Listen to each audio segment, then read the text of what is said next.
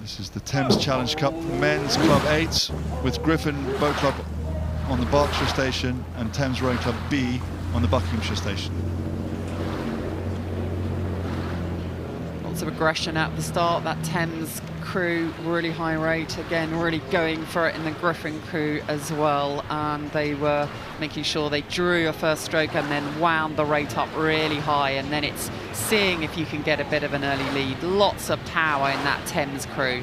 Yeah, they've really gone out aggressively, haven't they, trying to really get as much as they can in the first 300 or 400 metres on the Griffen crew.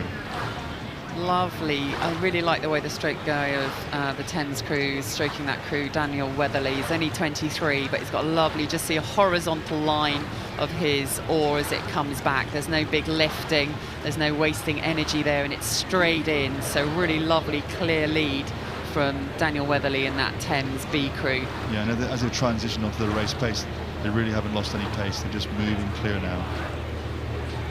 Griffen Boat Club is the old boys from Abingdon School, and they raced yesterday against London B, winning comfortably in 3 1/4 lengths. And Thames Rowing Club B raced Royal Chester B, also won comfortably by 4 lengths. So both crews had a good introduction yesterday, but Thames here doing a very good job. We're seeing, aren't we, the physiology in that Thames crew, the ergo scores that you've got within that crew, that comes out here. We've got Alexander Robertson, just 18, walked onto the Dartmouth heavyweight rowing team 2 years ago, and, you know, coming back and now rowing for Thames this summer. And we see the Thames Cox here doing a really good job along the booms, a good safe distance, but really straight course down there. Lovely mix of ages in that Thames crew, from Alexander Robertson at 18 up to Freddie Stewart, who's 30. And that's the great thing about rowing at a club. You have that lovely mix of years, and Richard Hilder-Cox is 33, and it's that mix of experience. For some, it's their first Henley, and for some, the bowman Ed Sermon, it's his 8th Henley, and it's that mix of experience. How can you draw on the freshness, the excitement when it's your first Henley, but really use the experience of, you know, how to manage the water, how to manage yourself through the different rounds, how to make sure you're not sort of too freaked out at the start when the pressure's on, and all of that. It's a lovely blend you get in clubs like Thames that have such broad, strong squads. Yeah, again, not much racing from either crew, but Thames did race at the Met, and they were 3rd in the Club 8s. So for, you know, considering that's a B crew, that's a really good effort to get some racing done, which is obviously why everybody does the sport. So.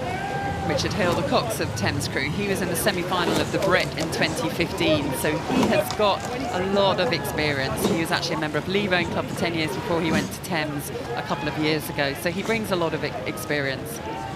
So what is that, how is that sort of thought of when people move clubs? Because people, for different reasons, people move jobs, all sorts of stuff. It's not just because they want to win. Yeah, absolutely. It is often very much a practical reason, isn't it? I think it's a big rowing community, and you know, I think there's a friendly sort of mobility that happens as part of it, whether it's for competitive or life reasons, and you know, often means you've got another blazer to row when you come to Henley Royal Regatta. Yeah, another day of the week.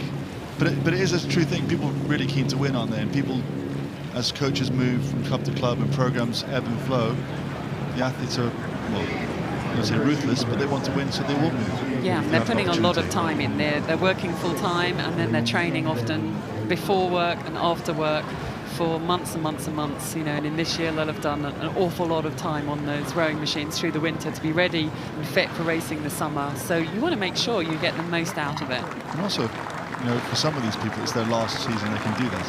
So if they have a chance to win, they will change to row with the better people.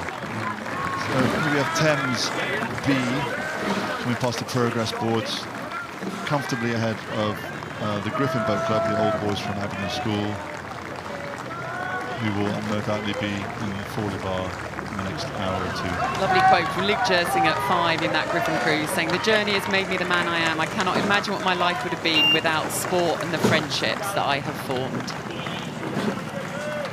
Thames just crossed the line.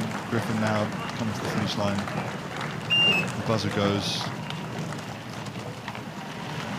And a nice picture of Thames Rowing Club B, the winners of this heat of the Thames Challenge Cup.